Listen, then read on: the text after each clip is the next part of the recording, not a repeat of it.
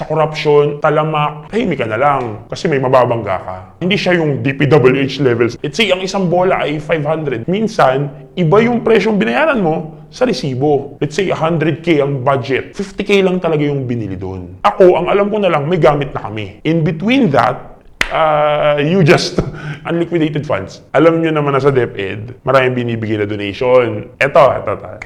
Although sinasabi na ng DepEd ang may pinakamalaking budget taon-taon, hindi pa rin namin masyadong ramdam. Lahat ng kilos mo sa public may picture. Kahit mag-abot ka nga lang ng lapis, picturean mo ha. Picturean mo yung bata na hawak ha. At sa bawat sistema, may hindi mawawala ang politika. Doon ko nakita lahat ng pwede mong makita sa hiring process and more. This is an open secret sa atin. May palakasan sa gobyerno. Ang tawag dun is hugot. Pakinalabit siya, hinugot, oy hugutin mo yung bata ko. Magaling ka na, number 1 ka na sa ranking. May tendency pa rin na dati kalaban ko lang yung may backer. Ngayon kalaban ko yung may backer, pati 4-piece kalaban ko na din. Sabi nga nila, malapit ka sa kusina, close ba kayo ni sir? Hindi.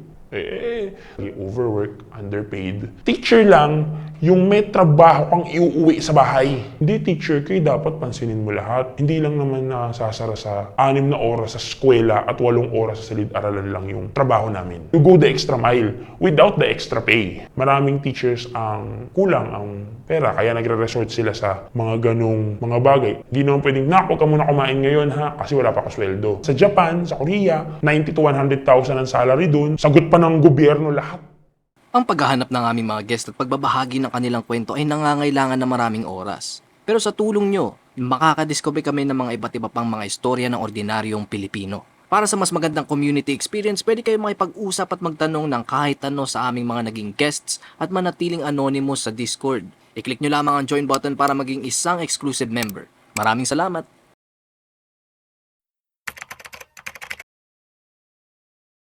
Good day.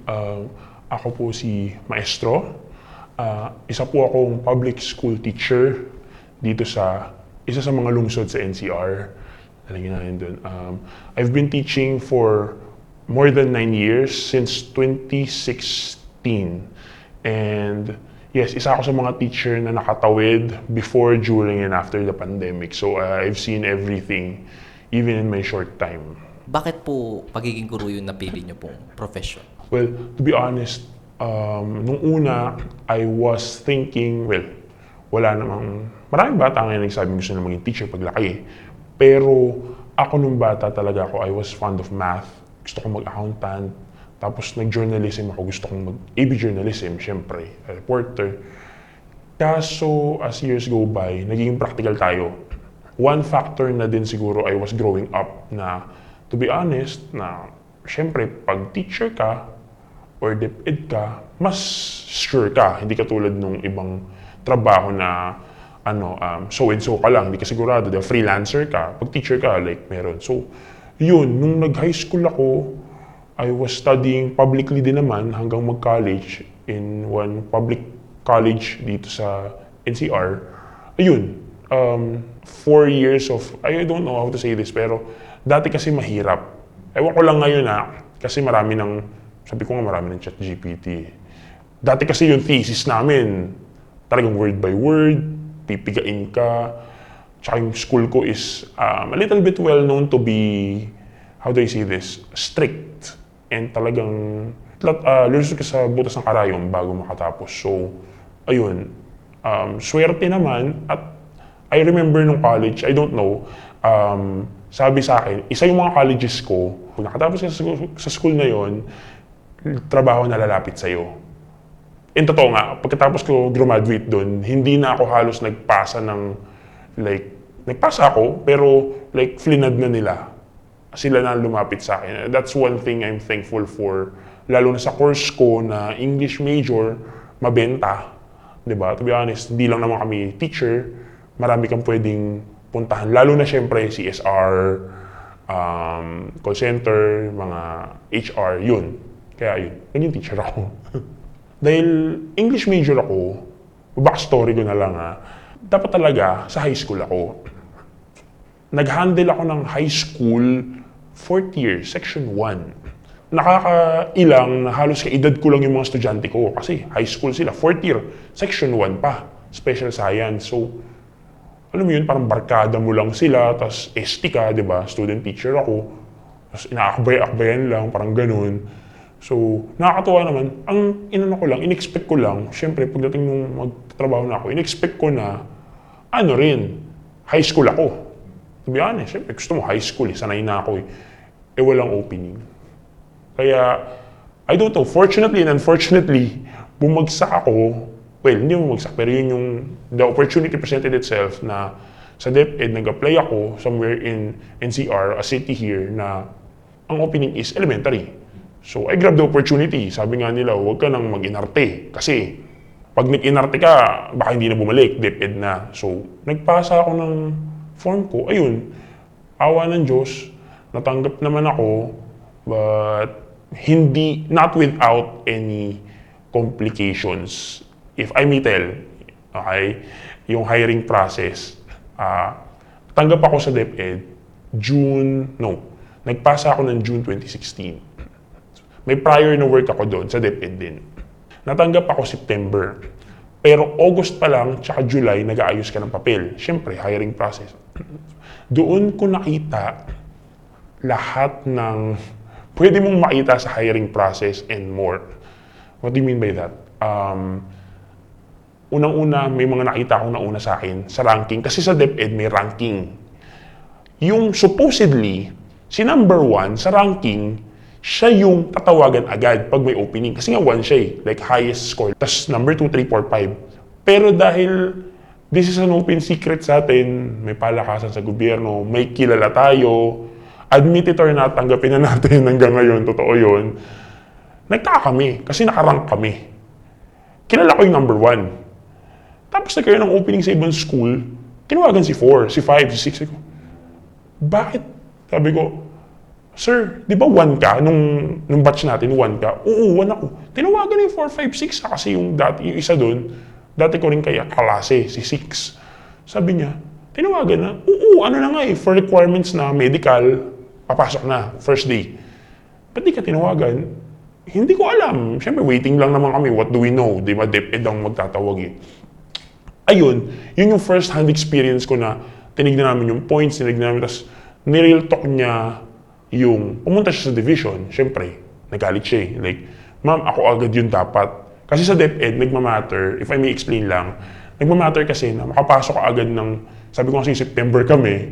Bakit? Sa government kasi, pag nakapasok ka ng June, July, buo ang bonus mo ng November. Ganun ang kalakaran. Pag nakapasok ka ng August, September, October, prorata ka na. That's what we call prorata. Kikwentahin yung bonus mo according sa number of months mo if less than 6 months ka. So, hinabol niya. Ba't hindi ako ang taas niya eh. May masteral na siya, kompleto niya sa papel. Nagtataka siya. Ba't hindi ako? Unfortunately nga, sinabi lang, hindi. Kasi yun yung natawagan eh. Alam mo na, may palusot, ganun. Pero in reality, sabi ko nga, huwag na tayong, maging totoo na lang tayo, di ba? Malamang may hugot yan. Ang tawag kasi doon before, ewan ko sa ibang government agency, ang tawag doon is hugot. Kumbaga, kinalabit siya, hinugot, oy, hugutin mo yung bata ko. Bata ko yan. So, doon ko nakita na, okay, kahit pala makapalang papel mo, kahit magaling ka na, number 1 ka na sa ranking, may tendency pa rin na hindi ka wang mapili agad. And masakit yun. Ngayon nga actually napapanood ko, nakikita ko rin sa mga ranking na meron daw parang, I don't know I'm not sure, pero nakita ko and nabasa ko na merong favor dun sa mga 4Ps. Tapos yung mga batang yun, pinag-aaral nila hanggang makatapos ng, I think, senior high. May allowance, hanggang college yung ata eh. Basta may nag-aaral sa public.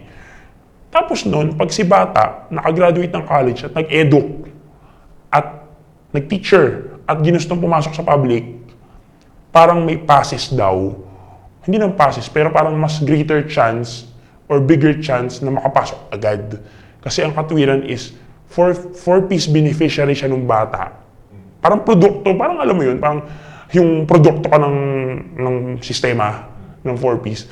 So, merong ganun akong narinig na, ay kasi 4Ps yan, tatawagan agad yan. Which is sabi ko nga, dati palakasan lang. Alimbawa ako, nag-a-apply ako na, diretso ko, wala akong kilala, wala akong backer, di ba, backer, wala akong backer. Dati kalaban ko lang yung may backer. Ngayon kalaban ko yung may backer, tapos pati 4Ps kalaban ko na din. So, pang-ilan pa ako dati pag nakapasok lahat ng may backer. Okay na, kami na, regulars na. Ngayon, unahin mo yung 4-piece, tapos yung may kilalang backer, so saan pa kami? So, yung mga regular na walang kilala, nag-a-apply lang. So, yun lang yung napansin ko simula na na-hire ako ng 2016. Parang, okay, dun pa lang may politika na. Dun pa lang kasi sinasabi nga na sa DepEd na, syempre, Department of Education, wala siyang politika. Hindi na wala, pero minimal kasi bata, di ba? We are about serving kids. Pero syempre, ano pa rin meron pa rin sistema. At sa bawat sistema, may hindi mawawala ang politika. Politika, unang-una faculty club. Lahat ng eskwela may faculty club. I won't mention names, pero may faculty club din kami. Sa faculty club namin, may election yun. Usually, parang sa gobyerno din, kung sino yung vice, siya papalit kay press. Pero syempre, si vice na naging press, may say. Yung dating vice, parang consultant na siya, di ba? Parang ganun. Bakit mahalaga yun? Kasi, saan mo makikita ang politika? Unang-una sa pagpili ng mga subjects. Sa loob na to ng DepEd, pag nakapasok na ako syempre, pabor ka dun sa gusto mong subject. May tinatawag kasi kaming Teacher X sa DepEd. Si Teacher X, siya lahat ng tapunan nung subject na natira. So, pag medyo may kilala ka, halimbawa yung president ng faculty club nagkataon na master teacher, o kaya sa high school, department head, o school head, or sabi nga nila, malapit ka sa kusina, di ba? Malapit ka sa kusina, close ka sa principal or what. Pag nag-loading, medyo may bulong ka. Medyo pwede kang bumulong na, ma'am, gusto ko yung ganitong subject, gusto ko yung ganun. Kasi ma'am, major in English ako. For example, ako, ma'am, major in English ako. Baka pwedeng bigyan mo sa akin yung grade 6 o grade 7 na English, section 1. Pwede yon. Pagbibigyan ka pag malapit ka sa kusina, sa mga master teacher or sa faculty head. Ang problema, paano naman yung mga hindi? Doon babagsak si Teacher X. Sa kanya pupunta lahat ng tinatawag namin sa public na latak. Paano latak, sir? Latak is lahat ng subject na, halimbawa, dalawang English, dalawang math, isang GMRC, isang science.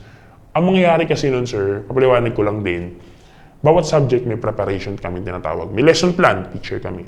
Mas madali na magturo ako ng puro English. Kasi ituturo ko kay first section hanggang kay 7th section or 6th section ko, puro English. I-re-implement ko lang yung lesson plan. Pero pag Teacher X ka na ako personally kaya akong sabihin, Teacher X ako sa pinasukan kong school. Ang preparation na tinatawag namin, 4 na subject ako. 4 or 3 tanda ko. Science, math, MAPE, English ata. Isipin mo, dumating sa point, nung teacher ako ng first year ako, nalilito ako. Bakit? Papasok ako sa room, pupunta ako sa room ng bata ko, English ang tuturo ko. Tapos next subject ko, math. Malilito ka minsan, pagpunta mo sa next room, math ka pa rin. Math pa rin yung malalagay mong visual. Kasi mindset mo, math ka nung una eh. Pangalawa, may times na isang section, 3 subject ako. Halimbawa, let's say, section 1. Ako ang kanilang math, science, English. As a teacher, ang hirap na nun balansehin kasi kailangan meron akong invisible border, may invisible line ako na tapos na yung oras ng math, tatalo na ako sa English. Tapos sa English, talo na ako kay science or what subject. Paano pag napasarap ka? Di haba nung math mo. Wala ka ng English, wala ka ng science. Let's face it, kasalanan ni teacher pag di na ituro. Ayaw marinig ng karamihan, pero I can say for a lot of teachers, for my 9 years of teaching in public school, lagi namang, I'm gonna say this term again, teacher factor. Pag hindi natutunan ni estudyante ang lesson, kasalanan ni teacher. Pag pina-assignment ni teacher yung lesson at hindi nasagutan sa bahay at dinala sa school na walang sagot, dapat magulang na yon, di ba? May guidance ng magulang, kasalanan pa rin ni teacher kasi hindi finalo up sa GC, uso na ngayon. It will always be teacher factor kung bakit nag-drop ang bata for my 9 years. Teacher factor. Sir, ba't di mo hinong-visit? Sir, ba't hindi mo pinuntahan? Sir, ba't hindi mo hinabol yung bata mag-aral? Sir, ba't hindi mo sinuyo yung magulang paaralin yung bata? Although, gusto naming magtapos yung bata, we can only do so much. Kasi katwiran ko nga, may buhay din ng teacher ha. Actually, I wanna share this na lang habang dinidiscuss ko to. teacher lang ata ang alam ko. Kasi office correct me if I'm wrong sa mga ibang, sorry kung may ma-offend ako. Pero nag-office din kasi ako for a few months. Nag-accounting head ako, nagtrabaho ako ng iba before this. Teacher lang, yung may trabaho kang iuuwi sa bahay. Tapos pag dala mo bukas ng umaga, dala mo pa rin yung trabaho. Kasi pag office ka, okay, 5 o'clock, time out, pindot ka, tapos na. Lahat ng hindi mo tapos, it's either OT ka or iiwan mo sa desk, tapusin mo kinabukasan. Sa teacher, hindi. Kung deadline bukas ng test papers, gagawin mo yun sa bahay. Kung may kailangan kang habulin bata, dadalhin mo yun sa bahay. At hindi ka titigil hanggang bukas ng umaga before your own class bago ka pumasok. So, yung part na yun, nakakapagod yun sa teacher kasi kaya nga sinasabi sa amin lagi, overwork, underpaid. Kasi hindi lang naman sinasabi ng DepEd, sorry DepEd, pero let's be real, 6 hours of teaching. 6 na oras kami nagtuturo, pero ilang oras kami nagpapakaguro. That is one thing that I can say. Oo nga, 6 na oras ka nagturo, pero 6 na oras ka lang ba naging guro? Yung pagiging guro namin, kahit break time namin, nagpapaka-teacher kami. Pag may lumapit ba sa yung bata, pwede namin sabihin na, ay hindi, break namin na, hindi ka namin i-entertain. Hindi. Siyempre bata yun. Magiging teacher ka pa din. Sir, patulong sa math, ganito, ganun, magpapa-tutor ako. Alam nga namang hindi mo entertain. Kasi past 6 na time na ako eh. Alis na ako ha. Hindi, i-entertain mo yon. Pag may nag-chat ba sa gabi sa GC na magulang, hindi mo papansinin. Sa umaga, pag may nagtanong, ma'am, ano po ba kailangang ipasa? Hindi mo ba papansinin? Hindi naman pwedeng hindi, di ba? Sabihin nila, hindi teacher kayo, dapat pansinin mo lahat. Dapat sagutin mo. Pero bayad kami for 6 hours a day. Di ba? So, yun yung mga struggles na napapansin ko rin while, simula nung umpisa ko, as I'm teaching for 9 years now na hindi lang naman nasasara sa 6 na oras sa eskwela at 8 oras sa silid-aralan lang yung trabaho namin. Na-mention niyo po kanina yung pagka yung mga estudyante hindi po nag-homework tapos sa teacher po yung CC. Ano pong ginagawa po pagka ganun? Pag madalas kasi isa rin tong rule, pag paladalas di gumagawa ng homework, inconsistent at absent, ang tendency nun, ang ruling nun sir, naranasan ko, mag-home visit ka. Punta ka sa bahay. Sipin mo saan ka nakita, trabaho, pupunta ka sa bahay ng estudyante mo. Hindi mo alam kung saan lupalop siya, nakatira, pupunta ka sa barangay, ganun yun punta ka sa barangay, kakausap ka ng kagawad, dadalhin ka ni kagawad sa bahay, or dadalhin yung nanay ng bata, tsaka yung bata sa barangay. Susuyuin mo, parang sinusuyo mo yung magulang, Nay, bakit po ba ganito ganun? Bakit po ba hindi pumapasok ang bata? Ba't di po siya gumagawa ng assignment? Ngayon, pag hindi mo ginawa yun, hindi ka nag-follow up, call out ka ni head. Naranasan ko before maging head ng isang grade level ko. Okay, naging grade level head na rin ako. So, naranasan ko mapiga. Ang tawag ko kasi doon term ko doon, pipigain ka talaga. Talagang, kumbaga nga sabi, I'm not sure kasi pag sinisermonan tayo ng mga boss natin or head, sasabunin ka na, babanlawan ka pa.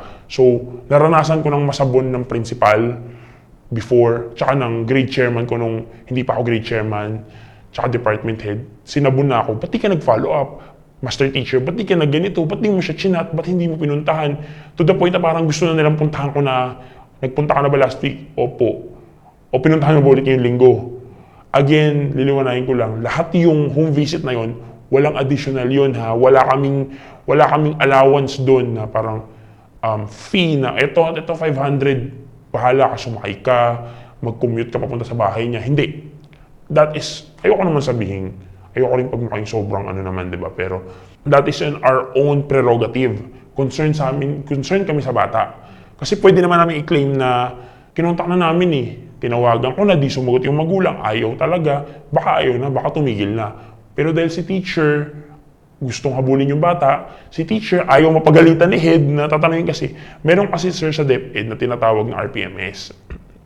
At isa sa mga plus factor namin, yung nag-home visit ka, may ginawa kang extra, you go the extra mile without the extra pay. Okay, you go the extra mile kasi ganun sa government lang sa DepEd. Kaya nga, napapansin mo naman siguro, di ba, nung last Teachers Day, October 5, merong parang rally sa Mindiola. Parang, you go the extra mile without the extra pay, you go the extra effort, pero wala yung extra allowance. Basta more overwork, underpay, yun yung prevailing theme talaga. So, yun. Pag di mo kasi ginawa, Tulad ng tanong mo, sir, going back, masisita ka. At babagsak doon ulit yung term na teacher factor. Ano ba ginawa ni teacher? Tinawagan ka, opo. Pinuntahan ka, hindi. Teacher, ba't di mo pinuntahan? Dapat yung visit mo. Ma'am, may binigay ka bang pamasahe? Ma'am, may binigay ka ba? Possible po ba yun na matanggal kayo pag ganun po, pag paulit-ulit po na ganun? Hindi naman, hindi kayo matatanggal kung hindi namin gagawin yung home visit and follow-up. Pero magiging bad trip yun sa tinatawag natin kasi meron sa government kaming tinatawag na, anong tawag ito? PBB, Performance-Based Bonus. From the word itself, performance-based. So, kailangan mataas yung RPMS mo. May grade kasi yung RPMS, ginigradean kami doon according to our performance. At sabi ko nga, isang plus factor yung ginagawa mo. So, bababa yung like wala kang ginawa. Kasi ang mangyayari dyan, ito ha, let me just explain lang. Pag hindi mo finalo up si bata, magda-drop siya. Pag nag-drop siya, mababawasan ka ng bata sa numbers mo. Let's say 40 ka pumasok, minus 2 yung nag-drop. 38 na lang. Magiging against yun sa'yo, tatanungin ka, bago ka bigyan ng RPMS, anong ginawa mo? Anong intervention? Never-ending word for teachers. Anong intervention ginawa mo? Pag sinabi mo ginawa mo na lahat at wala pa rin, tataasan ka nila. Kasi may picture. Usually, sa public, ito ha, share ko lang, lahat ng kilos mo sa public may picture. Lahat may docu. Kailangan, kahit mag-abot ka nga lang ng, like nagbigay ang gobyerno ng lapis, nag-provide ang gobyerno ng kung ano man, kahit local or national, picturean mo ha. Picturean mo yung bata na hawak ha. Bakit? Patunay na nakatanggap. Patunay na ganito. Patunay na ganyan. So, lahat yun nandun sa RPMS namin, sa grading. Kung wala kang patunay na nag-home visit ka at verbal lang, ma'am, nag-home visit ako, may picture ka ba nakasama yung bata? May picture ka ba nakasama yung parent? Nasa barangay ka? Wala po. Patunay mo. Naka-ebidensya. So, bababa ka dun.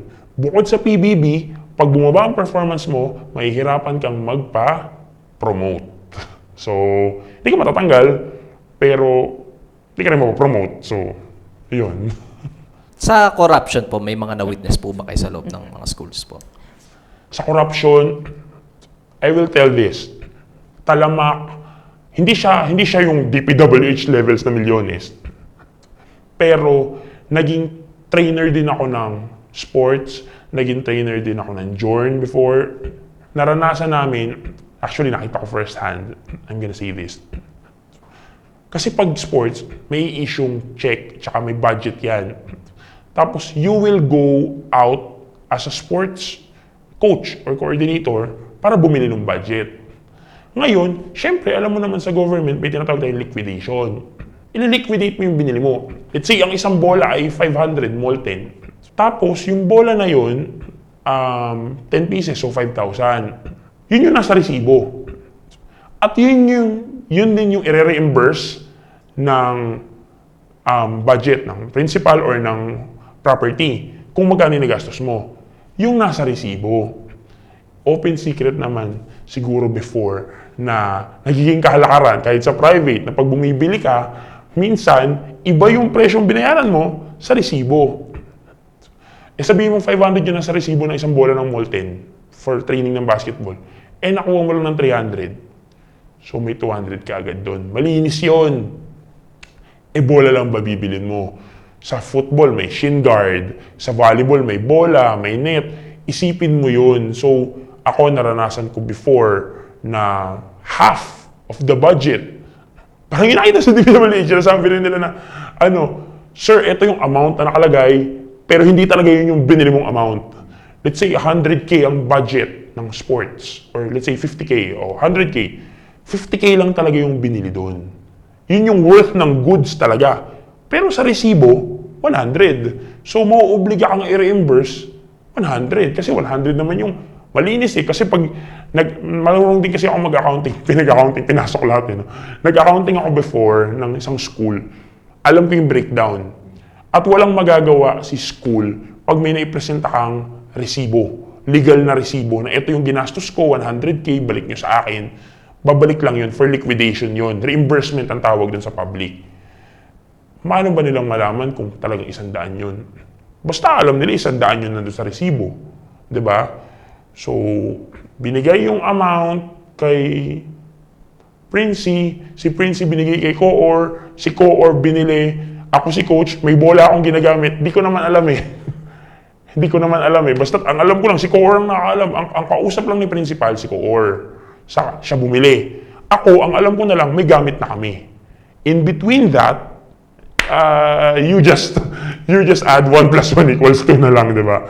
So, isa yon. Isa pa is, nung nag-journal ako, nagtataka nga ako eh, ito sabihin ko, journalism ako, nagtataka lang ako kasi, may budget daw ang journ.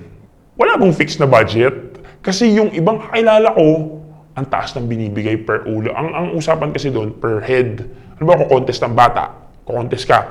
Okay, 250 per head ka. Transpo plus food for the day. Sige, whole day kasi yun. Tapos malalaman ibang school, 100. Ako, 150. Ako personally, 150. Sabi ko, pati ba iba? Ano yun? Depende sa galante yung principal? Depende sa mood ng principal nung araw na yan? O depende sa performance ng school? Kaya ba manalo muna ako? So, yun yung napapansin ko dun. Sabi ko, kasi kung may fixed budget yan, at merong mababa na school, at merong mataas na school, bakit ganun? Saan napupunta kung 250, sabihin natin, ang dapat talagang binibigay na budget is 250. Sa akin, 150 lang. Nasa na yung 100 na discrepancy? School A, 250 sila, ako 150 lang. Asan yung 100 ng bata ko dapat? Eh kung 10 yung bata, 1,000 yun.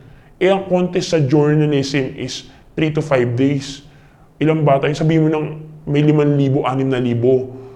Nasa na yung 6K na malinis na yun na dapat sa bata, tsaka sa akin. Tsaka isa pa, ito, irarant ko lang din, personal rant.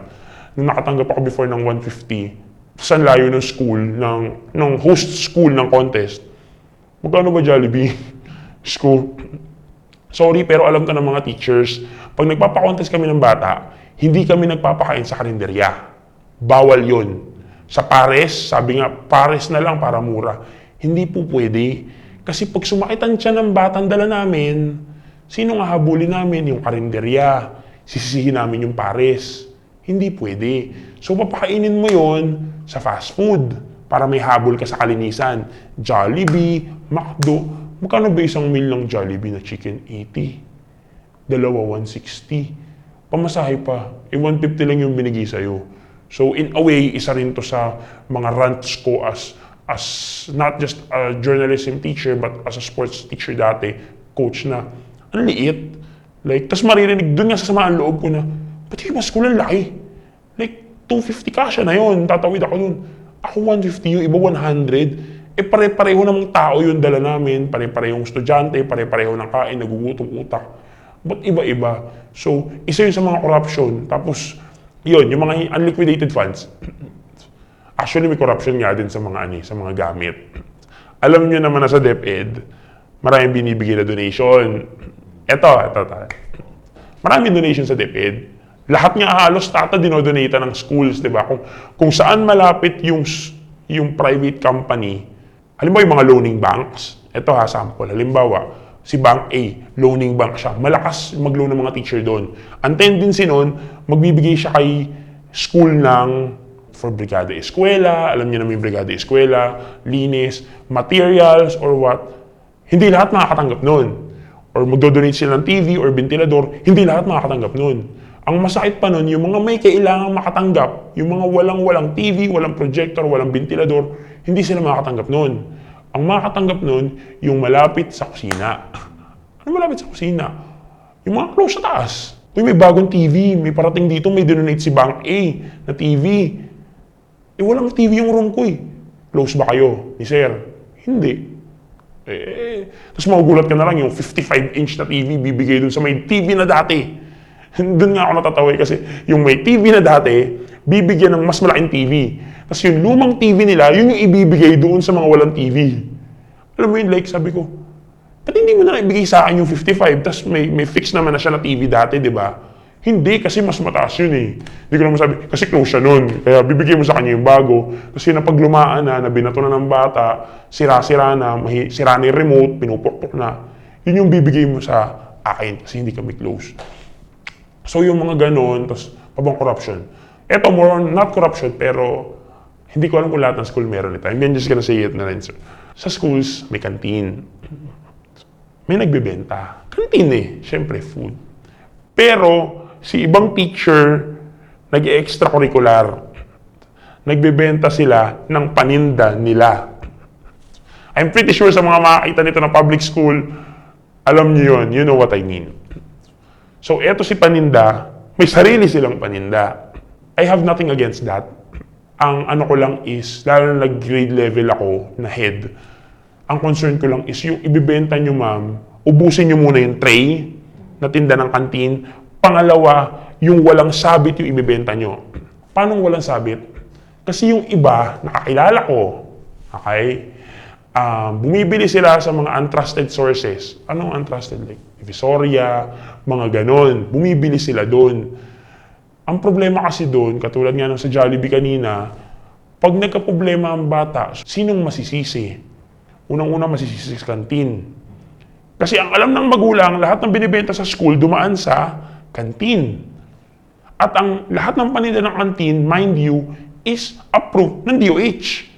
Lahat yun, hindi naman ilalagay sa tray yun ng hindi scientifically approved na healthy. Kaya nga bawal na chichirya ngayon eh. Bawal ang junk food, bawal ang Sprite, bawal lahat yun. Ang lahat ng nasa tray namin, it's either fresh fruit, fresh meal, rice meal, fresh na drinks, or yung mga fudgy bar na accredited din talaga na mailagay sa tray. Pero pag naglagay ka doon ng paninda, eh dahil nga si teacher, gipit na, London Bridge is falling down, London Bridge is loan. Maraming loan si teacher. So nagre-resort si teacher magtinda. Marami akong nakitang paninda sa buhay ko. From rice meal, to candy, to chocolates, to ice candy, to minsan pa nga may mga nagugulat ako may dala yung bata, may siopaw. Tapos minsan magugulat ako may dalang pastel. May pastel kayo? Wala akong pastel doon ah. Basta sir may pastel. Tapos minsan may siomay. It's like, may siomay ba doon? Wala sir. Saan galing yan? Ay, doon kay ma'am, kay sir. Okay, and being a grade head, tahimik ka na lang. Kasi nga, syempre, ayaw mo namang, kasi may mababangga ka. Syempre, magagalit din sila. Lalo na ako, 9 years. Syempre, may mga 30 years na in service, may mga 20 years na may masasagi ka. Kasi nga daw, tradisyon. Ayaw mo nang sagiin. Pero syempre, nandun ako as a grade head na constantly nagpapaalala na, ma'am, sir, ingat-ingat tayo. Lalo na yung, ako, sabi ko nga siguro kung papipiliin ako na ititinda, mas gusto ko pa yung mga branded. Kasi pwede mo silang habulin.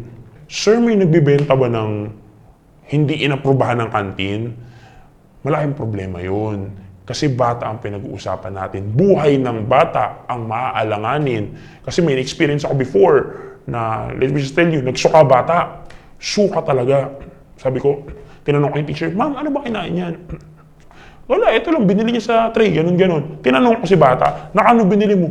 Bumili po ako kay ma'am ng ganito. Bumili na ako kay sir ng ganun. Wala naman yung sa tray. Wala nga po, paninda po nila. Anong gagawin ko? Pag tinanong ng magulang yung bata sa gabi at umuwi, ba't sumakit ang tiyan mo? Ano kinain mo? Sabihin nyo ni bata, saan ako lulugar as a teacher din? As a standpoint din ng grade head, hindi nga ako kumita dun sa tininda nila eh. Pero pag disgrasya na, damay ako. Diba? So, yun lang yung parang, kaya puro ko paalala na hindi lang naman, I'm sure, hindi lang naman sa isang school to. Maraming schools publicly, nationwide, na nauuso yung ganito. Na, yun lang na parang, naging kalakaran na siya. Dati kasi nung elementary ako, I'm pretty sure maraming makakarelate.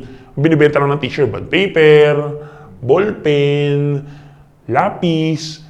Sabi ko, walang problema yun kasi wala namang kakain ng lapis.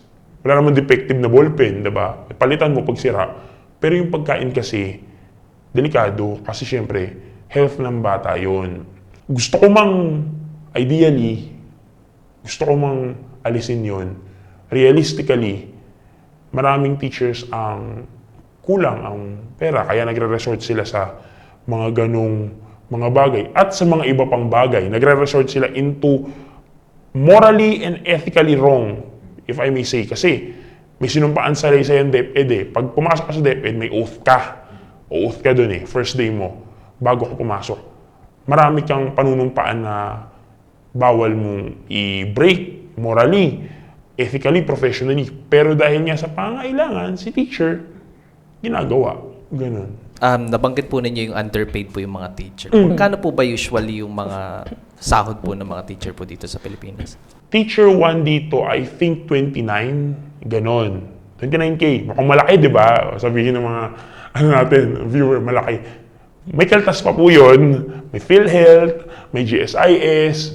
Kung may dependents ka, mas malaki. Magkano na talaga mauuwi mo doon? Realistically, di ba? Like 20 or less. Give and take, mga 20. Basta makakaltasan siya ng malaki. Iba pa pag nag-loan ka. So, magkano pa yung makakaltas sa'yo doon? So, doon pa lang, medyo ipit ka na. Tas, dati kasi ang sweldo ng teacher, tanda ko na rin, naabutan ko pa yung once a month lang ang sweldo ng teacher, every 22. So, paldo ka nun pag sumweldo ka. Like, one day millionaire ka. Ngayon kasi, 15-30 na, ginawa ng parang private. So, kalahati lang yung susweldohin mo. Eh, may loans ka pa. So, makahati yung sweldo mo. Eh di, ano pa ibabayad mo sa bills ng kuryente ng A15? Eh, yung kalahati ng sweldo mo nasa A30 pa. Hindi mo naman pwedeng tawaran ng Meralco or Maynilad na, sige sa 30 na lang ako magabayad, puputulan ka na nila, di ba? So, kaya talagang underpaid, although mukhang malaki. Again, pag tinignan mo yung, pwede mo tignan yung research na ginagawa, yung mga thesis ng ibang bansa, Thailand, Vietnam, ang starting nila 35-40, yung mga Singapore 60-70 pa. Kaya maraming teacher na, ako personally, inoferan akong lumipad sa Japan, ayaw ko lang din, family reasons. Pero like doon 70 to 100K, yung mga, marami na ngayong umaalis, sir, na umaalis dito, nagpupunta ng Europe, nagpupunta ng Canada, di naman ang lingid sa kaalaman, sa Japan, sa Korea, 90 to 100,000 ang salary doon, tapos ang sagot pa ng gobyerno lahat. Bahay, kotse, sagot. So yung 90 na yun, kung ang cost of living mo 45, may malinis ka pang 45 na pwedeng ipadala sa pamilya mo. Kaya compared sa Pilipinas, tas doon provided. Ultimo cellphone mo, may mga kilala ko.